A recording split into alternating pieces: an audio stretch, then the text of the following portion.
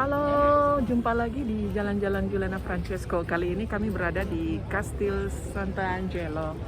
Enjoy ya. Ciao, siamo davanti al Castel Sant'Angelo, sul ponte di Castel Sant'Angelo, dove vedete le statue che arredano il ponte. Sotto c'è il Tevere, il fiume ovviamente più importante e fondatore della città di Roma. Vi mandiamo ancora un grande saluto da qua. Jalan-jalan Giuliana e Francesco. Ciao. Ciao. Dimulai dari Castel Sant'Angelo, ini adalah kastil yang dibangun sebagai makam Kaisar Romawi Hadrian pada tahun 135 Masehi. Makam ini kemudian diubah menjadi benteng militer yang melindungi Roma selama abad pertengahan. Jadi sejak itu kastil ini berubah fungsi ya sebagai tempat kediaman kepausan, kemudian menjadi penjara selama era Renaissance, dan sekarang sebagai salah satu museum di Roma. Selain berfungsi sebagai gudang informasi sejarah, tempat ini adalah situs nilai budaya yang sangat besar yang menampung banyak patung, arsitektur, lukisan dinding, dan banyak lagi. Meskipun kastel ini telah digunakan sebagai benteng, istana, dan penjara sepanjang sejarah, bangunan ini awalnya dibangun sebagai museum untuk Kaisar Romawi Hadrian dan keluarganya pada tahun 139 Masehi. Makam itu didirikan di tepi sungai Tiber dan abunya ditempatkan di sini ya. Setahun setelah kematiannya, abu istrinya Sabina dan putranya Lucius Aelius juga ditempatkan di sini. Abu Kaisar berturut-turut hingga Caracalla pada tahun 217 Masehi juga disimpan di sini. Selain makam ini, Hadrian juga dikenal membangun kuil Venus dan Roma, Pantheon, dan Villa Tivoli. Castel Sant'Angelo è un'altra icona di Roma. È stato edificato intorno al 123 d.C. come sepolcro per l'imperatore Adriano e la sua famiglia. Il castello ha un destino atipico nel panorama storico-artistico della capitale. Mentre tutti gli altri monumenti di epoca romana vengono travolti, ridotti a rovine o a cave di materiale di spoglio da riciclare in nuovi e moderni edifici, il castello, attraverso una serie ininterrotta di sviluppi e trasformazioni che sembrano scivolare l'una nell'altra senza soluzione di continuità, accompagna per quasi 2000 anni le sorti e la storia di Roma. Da monumento funerario ad avamposto fortificato, da oscuro e terribile carcere a splendida dimora rinascimentale che vede attivo tra le sue mura Michelangelo, da prigione risorgimentale a museo. Castel Sant'Angelo incarna nei solenni spazi romani, nelle possenti mura, nelle fastose sale affrescate, le vicende della città eterna dove passato e presente appaiono indissolubilmente legati.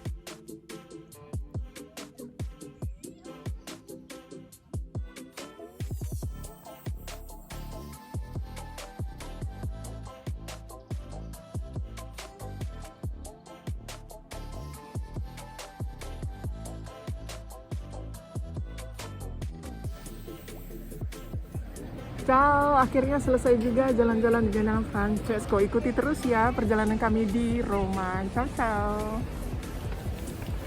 Vi salutiamo dal fiume Tevere che attraversa tutta Roma e che passa vicino ai Sette Colli. Un grande saluto sempre da Roma, la capitale d'Italia. Ciao. Ciao. Ini adalah sungai Tevere atau Tiber atau Albula atau Tibris yang kemudian diberi nama Tiberis, adalah sungai utama Italia yang berada sepanjang 405 km, merupakan sungai terpanjang ketiga di Italia setelah sungai Po dan Adige. Ini adalah Largo di Torre Argentina, di mana pada tahun 1926 hingga 1929 mereka menemukan sisa-sisa 4 kuil di zaman Republik Berdiri. Kuil A sudah ada sejak abad ketiga sebelum Masehi dan dibuat ulang pada abad pertama sebelum Masehi. Halo, ketemu lagi di Jalan-Jalan Giuliana Francesco. Kali ini kita berada di Piazza Argentina a Roma. Piazza Argentina di Roma. Nah, kita akan lihat sejarah masa lalu. Enjoy ya. Ciao. Ciao. Kuil B sudah ada sejak akhir abad kedua sampai awal abad ke-1 sebelum Masehi. Kuil C sudah ada sejak abad ke-4 sampai ke-3 sebelum Masehi. Kuil D dari awal abad kedua sebelum Masehi dan dibuat ulang pada abad ke-1 sebelum Masehi.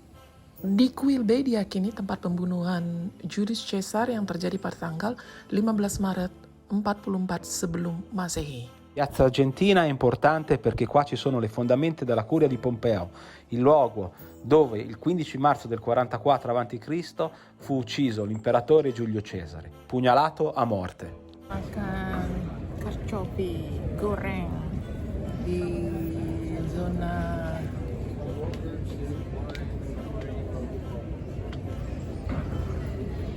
ini.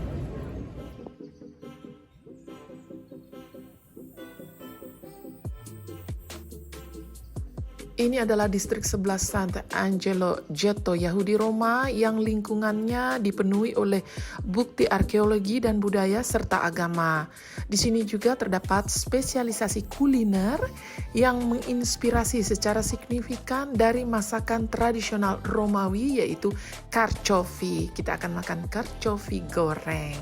Konon orang Romawi dulu pada masa lalu tuh paling suka makan carciofi goreng. Wah, tapi sebenarnya enak juga ya. Jadi di carciofi ini mengandung karbohidrat, potasium, dan benar-benar tinggi vitaminnya. Selanjutnya kita akan melihat Chiesa di San Ignazio di Loyola. Ini adalah gereja San Ignazio di Loyola di Campo Marzio yang bergaya barok, merupakan tempat ibadah gereja Katolik di Roma yang bersebelahan dengan Roman College yang merupakan kapel universitas yang menghadap ke Piazza San Ignazio. Gereja ini didedikasikan untuk San Ignatius yang dimana dibangun pada tahun 1626 oleh Kardinal Ludovico Ludovici, merupakan keponakan Paus Gregorius XV pada saat merayakan kanonisasi Ignatius, pendiri Ordo Jesuit. Lalu kemudian dirancang oleh Carlo Moderno dengan konstruksi oleh Orazio Grassi yang merupakan seorang ahli matematika Jesuit. Di sini disediakan cermin supaya kita bisa melihat ukiran indah di atas, ya. Dan fasad ini mengesankan dan sangat terinspirasi oleh gereja Yesus dengan 2 susunan pilaster dan 2 kolom Korintian yang merupakan sebuah jendela besar di tengah yang menerangi bagian tengah. Jadi interior salib Latin ini sepanjang 81 meter dan memiliki bagian tengah yang diapit oleh 3 kapel penghubung di setiap sisinya. Andrea Pozzo, seorang bruder Jesuit, melukis lukisan dinding yang indah ini pada tahun 1685 di langit-langit yang hampir datar dari kubah besar ini, yang melambangkan pintu masuk San Ignatius ke Firdaus dan alegori karya misionaris dari para Jesuit, Kristus dan perawan Maria menyambut Ignatius. Dikelilingi oleh alegori dari 4 benua yang berupa rupa berkat pertobatan mereka karena para misionaris Jesuit. Dia juga dikelilingi oleh orang-orang kudus di sini ya, orang-orang kudus Jesuit lainnya, dan lukisan itu berukuran 36 kali 16 meter. Nah, kita bisa lihat dari posisi di lingkaran marmer ini ya, paling timur. Kita lihat betul-betul sempurna. Lukisan asli Andrea Pozzo ini juga selesai pada tahun 1685. Namun dihancurkan oleh api karena ada kebakaran, kemudian direproduksi lagi pada tahun 1823 oleh Francesco Mano.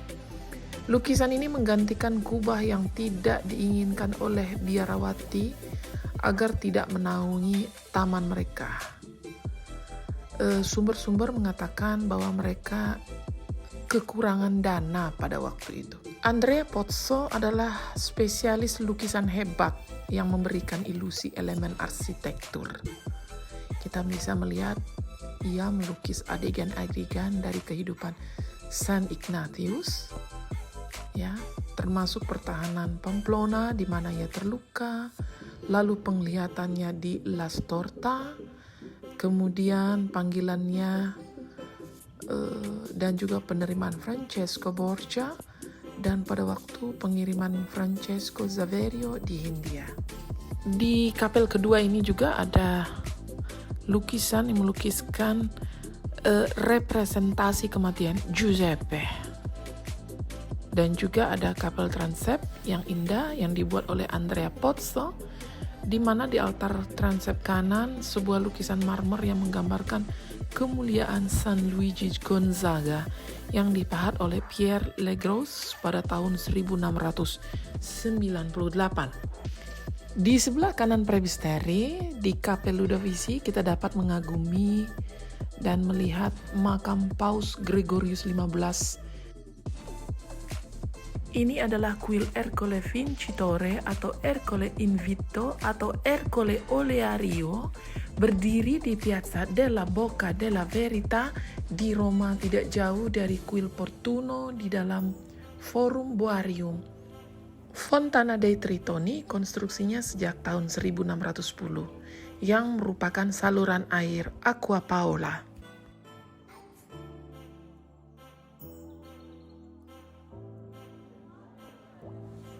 Selanjutnya adalah Bocca della Verità, adalah topeng kuno dari marmer Pavonazzeto yang dipasang di dinding pronaos Gereja Santa Maria di Cosmedin di Roma sejak tahun 1632. Topeng ini melambangkan wajah laki-laki berjanggut, mata, hidung, dan mulut yang terbuka dan menyerupai lubang goa. Ini adalah La Cripta di Adriano yang merupakan ruang bawah tanah Hadrian, dibangun oleh Paus Hadrian pada abad ke-8 di dalam inti dasar Opus Quadratum melalui penggalian terbuka dari podium kuil yang didedikasikan untuk Ceres. Di Basilika Santa Maria di Cosmedin ini ada ruang bawah tanah yang dihubungkan dengan tangga yang dibangun oleh Paus Adrian pertama. Ini merupakan satu-satunya ruang bawah tanah abad pertengahan awal yang dilestarikan di Roma yang tidak berbentuk setengah lingkaran. Ruang bawah tanah ini berasal dari abad ke-8 dan memiliki 3 bagian tengah dengan 6 kolom. Ruang bawah tanah ini berasal dari abad ke-8 dan memiliki 3 bagian tengah dengan 6 kolom Romawi yang telah dipugar dengan ibu kota seni Ravenna. Altar ini digali ke dalam sumur di sebuah sipus Romawi dan berisi relik Santa Cerella. Lalu di dinding samping ruang bawah tanah ada 8 relung yang dipisahkan oleh rak di setiap sisinya dan merupakan tempat penyimpanan relik 22 orang suci dan martir Kristen yang berasal dari katakombs. Ruang bawah tanah di Basilika Santa Maria di Cosmedin digali oleh Paus Adrian pertama di Instituto Aniene in Opus Quadratum, tempat altar bernama Ara Maxima pernah berdiri. Monumen besar Romawi berkarakter Yunani telah dibangun kembali pada abad kedua sebelum Masehi. Bahkan jika altar berasal dari masa sebelum berdirinya Roma, peninggalan ini mungkin disimpan di Sacel. Sebuah logiat serambi pernah berdiri berdekatan dengan altar dan sisa-sisanya masih dapat dilihat di Basilika Santa Maria di Cosmedin dan di sakristinya.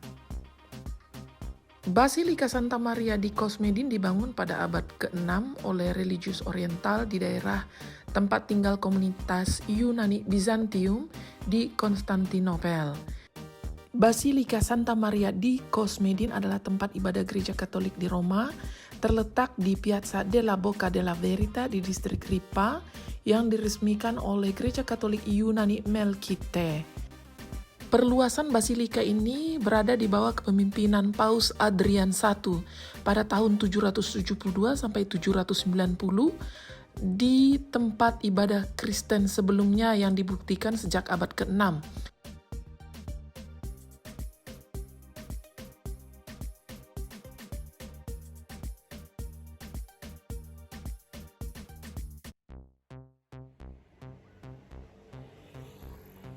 Ini adalah Via Vittorio Veneto yang biasa disebut Via Veneto, adalah jalan di pusat bersejarah Roma yang menanjak dari Piazza Barberini ke Porta Pinciana di distrik Ludovisi. Jadi kalau ke Roma belum lengkap rasanya kalau belum melewati jalan Via Vittorio Veneto.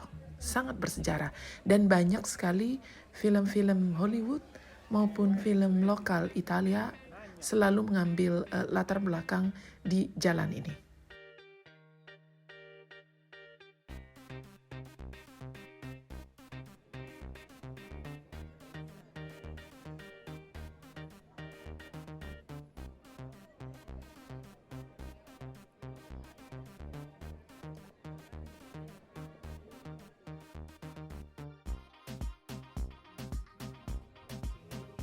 Tidak ketinggalan kami juga merasakan restoran Chinese food yang ada di Roma.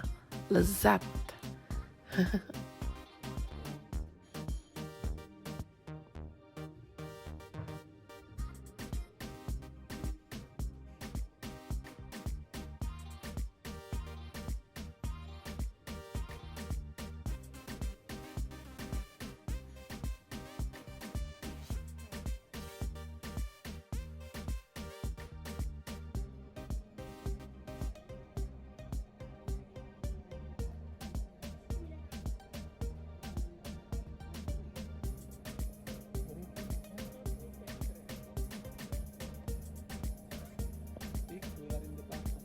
Kita mau jalan-jalan keliling Roma pakai bis. Dari hotel kita muter-muter ya, Roma di malam hari. Kakak.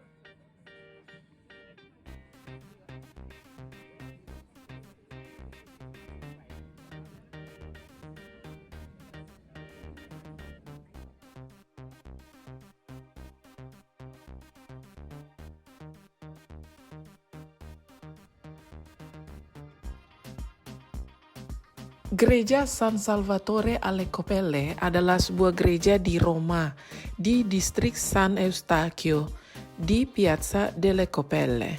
Sejak tanggal 31 Maret 1914, bangunan tersebut telah menjadi Gereja Nasional Katolik Yunani Rumania dan diresmikan dalam Ritus Bizantium. Terdapat sebuah prasasti yang dipagari di dalam gereja membuktikan bahwa telah ditasbiskan oleh Paus Celestinus III pada tanggal 26 November 1195 dan bahkan jika tidak dapat dikesampingkan bahwa prasasti ini mengacu pada restorasi dan bukan pada pembangunan gereja yang sebenarnya, yang oleh karena itu akan menjadi lebih tua. Dalam Benteng Honorius III tahun 1222, gereja disebut De Cupelis. Serta dalam katalog abad ke-16, nama ini tampaknya berasal dari fakta bahwa pembuat kupel atau tong memiliki toko mereka di dekat gereja.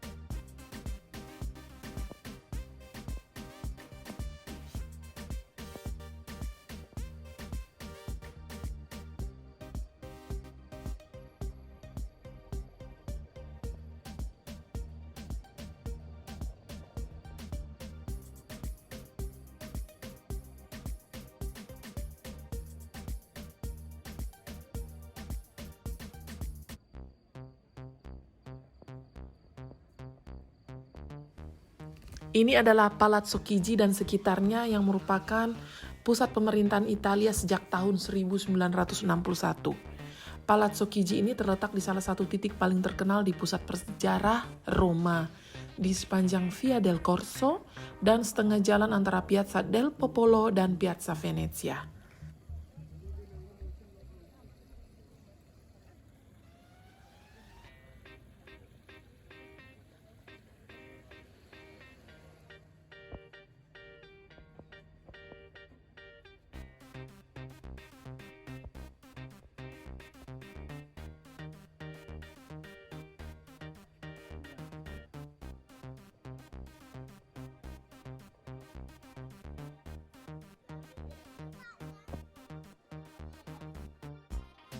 Nah, karena kami pengen makan karcofi goreng lagi, jadinya kesini lagi deh.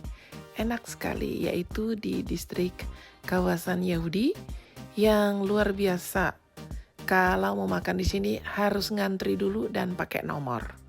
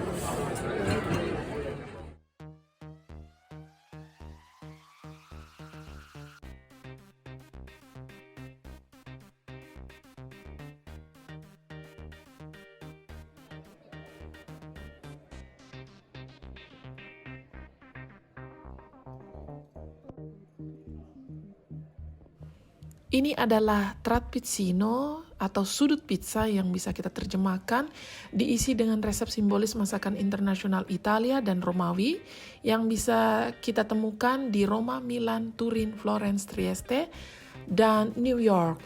Diciptakan 10 tahun lalu oleh Stefano Callegari. Il trapizzino adalah kantong pizza putih yang bagian sisinya ditutupi dengan adonan tepung. yaitu tepung terigu dan ragi.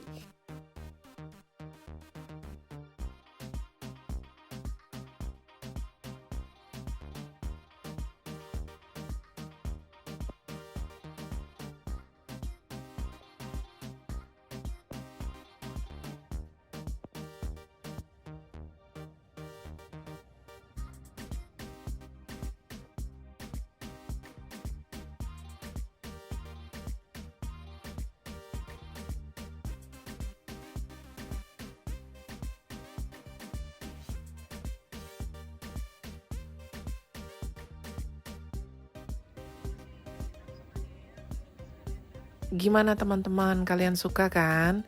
Karena video jalan-jalan kami kali ini mengenai seluruh Roma walaupun belum tuntas semuanya. Mungkin lain kali.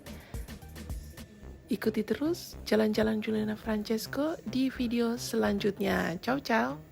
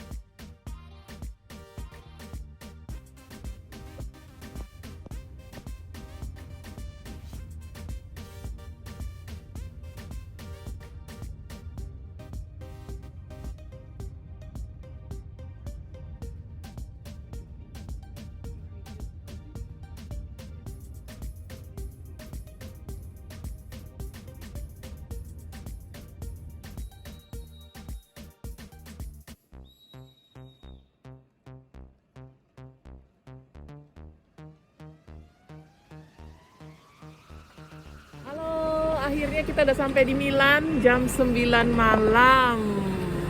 Capek, semoga kalian enjoy ya. Siamo arrivati dopo un lungo viaggio. Eccoci qua, vi salutiamo. Ciao, ciao, ciao, ciao. Ringraziamo Italo. Ciao.